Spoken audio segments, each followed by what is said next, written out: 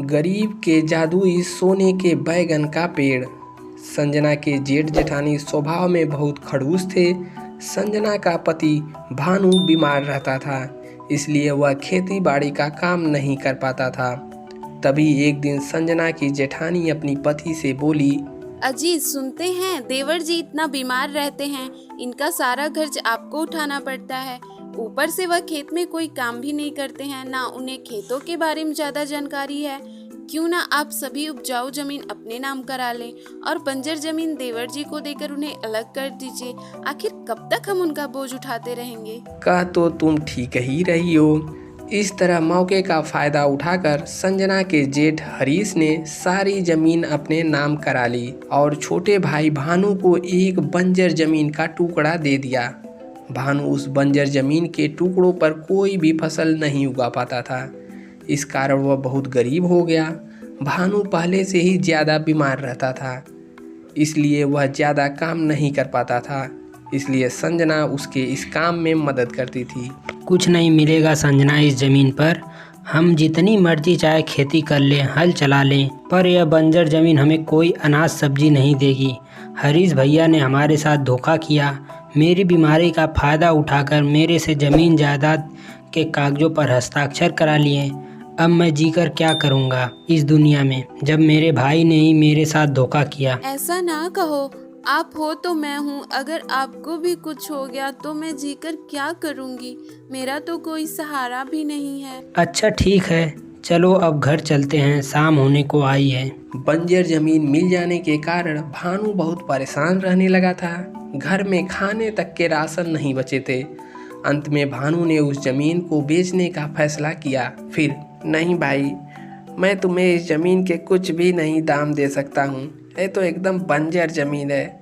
अगर मैं तुमसे खरीद भी लूँ तो आगे कोई भी नहीं खरीदेगा। मेरा तो नुकसान हो जाएगा भाई, मैं नहीं खरीदूँगा। यह सुनकर भानु निराश हो गया और मन ही मन बोला, अब क्या करूं, कुछ समझ में नहीं आ रहा है। घर में खाने के लिए कुछ भी नहीं है, कैसे घर चलेगा। यह बात जब उसकी पत्नी संजना को पता चली तब वह बोली, सुनो जी, अगर तुम कहो तो मैं जेठानी जी से थोड़ा मदद मांग लूं, क्या पता वह मदद कर दें। संजना, तुम उन्हें नहीं जानती। हरीश भैया मेरे सगे बड़े भाई होकर मेरी मदद करने को तैयार नहीं हैं, तो भाभी कैसे मान जाएंगी। भानु के कहने पर संजना अपनी जेठानी रेवती के घर नहीं जाती है। पर एक दिन तबीयत बहुत खराब हो गई। उसका बुखार उतर ही नहीं रहा था, इसलिए उसे मजबूरी में अपनी जेठानी के घर जाना पड़ा। दोस्तों, कहानी में आगे बढ़ने से पहले आपको बता दें कि यदि आपने अभी तक अपने चैनल कहानी कंस टीवी को सब्सक्राइब नहीं किया है तो सब्सक्राइब कर लें तथा बेल आइकन को भी प्रेस कर लें और लाइक का बटन भी दबा दें। चलिए अब चलते हैं वापस कहानी में आगे। देख संजना, अगर तुझे दवाई के पैसे चाहिए तो वो मैं दे सकती हूँ तुझे, पर बदले में तुझे मेरे घर का काम करना पड़ेगा। वो क्या है ना, मेरी काम वाली कुछ दिनों से आ नहीं रही है, तो घर की बर्तन साफ सफाई, खाना बनाना सब कुछ तुझे ही संभालना पड़ेगा। तभी बदले में मैं तुझे पैसे दे दूंगी। मंजूर है तो बोल। ठीक है भाभी, मैं सारा काम कर लूंगी, पर आप मुझे पैसे जरूर दे देना, मुझे बहुत जरूरत है। उस दिन से संजना अपनी जेठानी रेवती के घर नौकरानी का काम करने लगी। रेवती सारा दिन काम करवाकर शाम में उसे 50 रुपए दे देती है। संजना मजबूर थी, इसलिए वह काम करती रही। एक दिन संजना अपनी जेठानी के घर काम कर ही रही थी, तभी एक बूढ़ी औरत वहां आई और कुछ मांगने लगी। बेटी, बहुत बहुत तेज भूख लगी है, कुछ खाने को दे दो। तभी जेठानी वहां आकर बोली, ओ अम्मा, आगे जाओ, ये कोई दान धर्मशाला नहीं है जो यहाँ से कुछ खाने को मिलेगा। पता है अनाज कितना महंगा है। तुम भिखारी लोगों को मैं ऐसे दान करती रही तो मेरा घर जल्दी ही खाली हो जाएगा। जाओ जाओ, आगे बढ़ो, माफ करो मुझे। तभी वहां पर उसकी देवरानी संजना आ गई और बोली, जेठानी जी, लगती है बेचारी बहुत भूखी है। रोटी के डिब्बे में रात की 2 रोटियां बची हैं, वो कोई भी नहीं खाएगा। अगर आप कहो तो वो रोटियां इन बूढ़ी अम्मा जी को दे दूं। पता भी है 2 रोटियां कितनी महंगी हैं। एक शर्त पर देने दूंगी। अगर तू वो 2 रोटियां देना चाहती है तो आज के तेरे 40 रुपए कट जाएंगे, तुझे सिर्फ 10 रुपए ही मिलेंगे। कोई बात नहीं जेठानी जी, आप मेरे पैसे मत देना, पर इन बूढ़ी अम्मा को कुछ खाने के लिए दे दो। संजना की जेठानी रेवती उस बूढ़ी औरत को रोटी दे देती है और बदले में उस दिन संजना के 40 रुपए काट लेती है।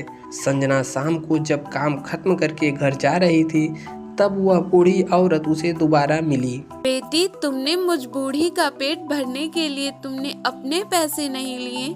तुम सचमुच बहुत दयालु हो। जो दूसरों की मदद करते हैं, ईश्वर भी सदैव उनकी मदद करते हैं। पर अम्मा, अब तो मैं भी बहुत हिम्मत हार चुकी हूँ। कब तक मैं जेठानी जी के ताने सुनूंगी? काश हमारी बंजर जमीन पर खेती हो जाती तो आज हम भी खुशी खुशी जीवन बिता रहे होते। संजना अपनी दुख भरी कहानी उस बूढ़ी औरत को बताती है, जिसे सुनकर बूढ़ी औरत बोली, घबराओ मत बेटी, मेरे पास तुम्हें देने के लिए ये 2 बैगन हैं। इसे तुम अपने बंजर जमीन पर 2 जगह बो देना, फिर अगले दिन तुम्हारे सारे दुख दूर हो जाएंगे। संजना को 2 बैगन देकर वह बूढ़ी औरत वहां से चली गई। संजना भी बैगन लेकर घर आ गई। बूढ़ी अम्मा के कहे मुताबिक संजना ने अपने खेत में दोनों बैगन को अलग अलग जगह पर बो दिया। संजना, इन 2 बैगन से हमारी बंजर जमीन पर ये थोड़ी ना है कि बैगन की खेती हो जाएगी। अरे तुमने कैसे विश्वास कर लिया? तुमने पूरा दिन भाभी के घर पर मेहनत की और जो पैसे कमाए उस बूढ़ी अम्मा को दे दिया। अरे संजना, तुम अपने बारे में भी कुछ सोचा करो।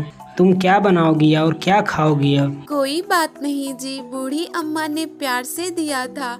कई बार बड़ों के आशीर्वाद में ईश्वर के आशीर्वाद जितना असर होता है, इसलिए मैंने उस बैगन को खेत में बो दिया है। बाकी घर में थोड़े से चावल रखे हैं, आज आप और हम मिलकर वही खा लेंगे। संजना और भानु उस रात नमक और भात खाकर सो गए। अगले दिन संजना जब सोकर उठी तब उसकी नज़र बंजर खेत पर गई। उसने देखा उसके खेत में बैगन उगाए हैं, जिस पर सोने के बैगन लगे थे। संजना खुशी से झूम उठी। सुनो, जल्दी बाहर आओ, वो देखो हमारे खेत में सोने के बैगन उग आए हैं। जब भानु भी बाहर आया तो हाँ संजना, सचमुच हमारे बंजर जमीन पर तो सोने के बैगन की खेती हो गई। ये सब कैसे हुआ? लगता है वह बूढ़ी अम्मा जरूर कोई भगवान की अवतार थी, तभी उन्होंने कहा था हमारे सारे दुख दूर हो जाएंगे। चलिए अब जल्दी से इन बैगनों को तोड़ लेते हैं। फिर उन्होंने सभी बैगन को तोड़ लिया। भानु उस बैगन को बाजार में बेच देता है। संजना ने उन बूढ़ी अम्मा को बहुत ढूंढा, पर कहते हैं ईश्वर कब किस रूप में हमारे मदद के लिए आए ये कोई भी नहीं जानता। फिर भानु ने उन पैसों से बड़ा सा घर बनवाया, जमीन खरीदी और अपना इलाज अच्छे से करवाया। फिर एक दिन, हमारे पास उन बूढ़ी अम्मा की वजह से सब कुछ है। हमारे दुख के दिन दूर हो गए हैं। मैं सोच रही थी क्यों ना हम गरीबों के लिए एक धर्मशाला खोलें, जहाँ पर खाने के लिए मुफ्त भोजन और सोने की जगह हो। तुम ठीक कह रही हो संजना, मैं इस काम को जरूर करूँगा। अब संजना के पास अपनी जेठानी से कहीं ज़्यादा खेत थे, पर उसने अपने भाई भाभी से बिल्कुल भी नाता तोड़ लिया था, क्योंकि इन्होंने संजना की मजबूरी में जो उनके साथ किया वो भूलने लायक नहीं था। दोस्तों, यदि कहानी अच्छी लगी हो तो वीडियो को लाइक करें, नीचे सब्सक्राइब का बटन है उसको भी दबा दें और घंटे के निशान को भी दबा दें।